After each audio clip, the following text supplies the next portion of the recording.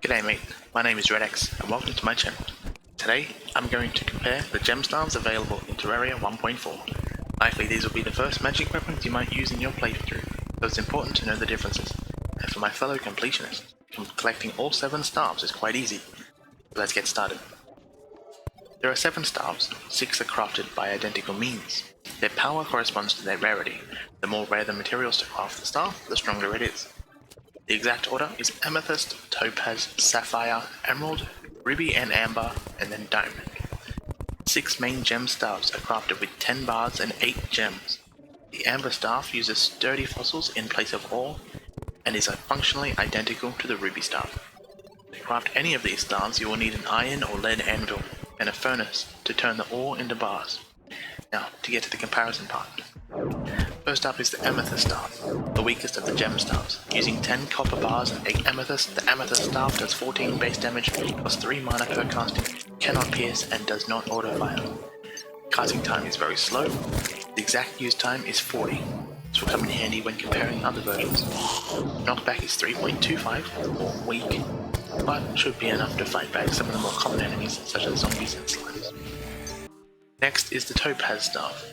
Using 10 tin bars and 8 topaz, the Topaz staff does 15 base damage, costs 4 mana per casting, cannot pierce, and does not auto-fire. The casting time is still very slow, but slightly faster than Amethyst with an exact use time of 38.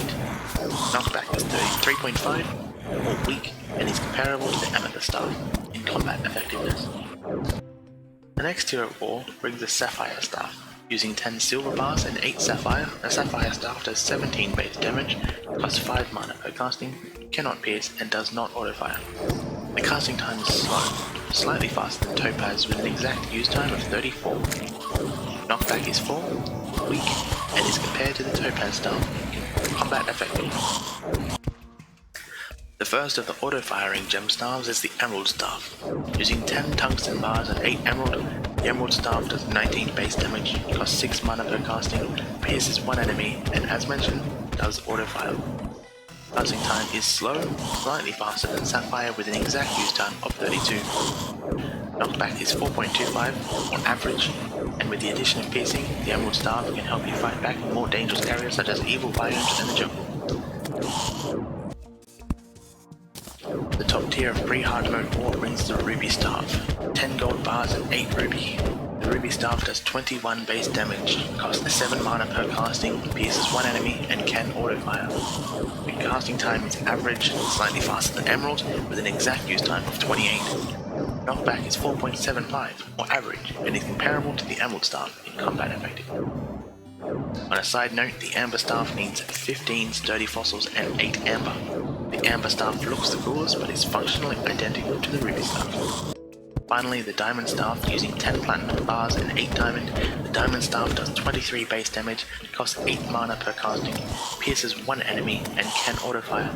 The casting time is average, slightly faster than Ruby and Amber, with an exact use time of 26. Knockback is 5.5, or average. Being the strongest of the gem staves, the Diamond staff should be a reliable weapon to one-shot slimes and zombies. And with its faster use time and piercing abilities, it should put up a good fight in the evil biomes and the jungle, especially when you start building your character around magic damage. On the screen now is a summary of the 7 gem staves. You can decide which is best for you considering their material costs and rarities to damage output ratio. The weakest obviously Amethyst, and the strongest of course is Diamond. If you can afford it, definitely go with Diamond. Let's talk a little bit more specifically about crafting. Unfortunately, you might not be able to craft all 7 staves from a single world. That is because only one of each variant ore naturally spawns in the world. What do I mean by that? Well, the Amethyst and Topaz staff use copper and tin respectively. Only one of these 2 ores will spawn. Sapphire and Emerald staves use silver and tungsten. Only one of these 2 ores will spawn. And Ruby and Diamond staves use gold and platinum. Only one of these 2 ores will also spawn. How do you collect materials for a staff if your world doesn't generate it? Luckily there are a few other options. If you like mining, you can create a second world and hope that it has the ore opposite to your main world. While mining, if you collect silt and slush from underground caverns, you can use these in an extractinator for a small chance to obtain any gems and any pre-hard mode ore. If you're using desert fossils, you also have the chance to obtain sturdy fossils for your amber staff. If you like fishing, You can get pre-hard mode ores from almost any fishing crate. If you go fishing in the Oasis biome, you have a chance to catch Oasis crates in pre-hard mode or Mirage crates in hard mode. Both of these can grant you sturdy fossils. If you like exploring, copper or tin bars can be collected from surface chests. Silver and tungsten bars can be collected from underground chests. Silver, tungsten, gold or platinum bars can be obtained from cavern chests. If you like combat, slimes can occasionally drop extra loot when you kill them, but this is very slow and unreliable.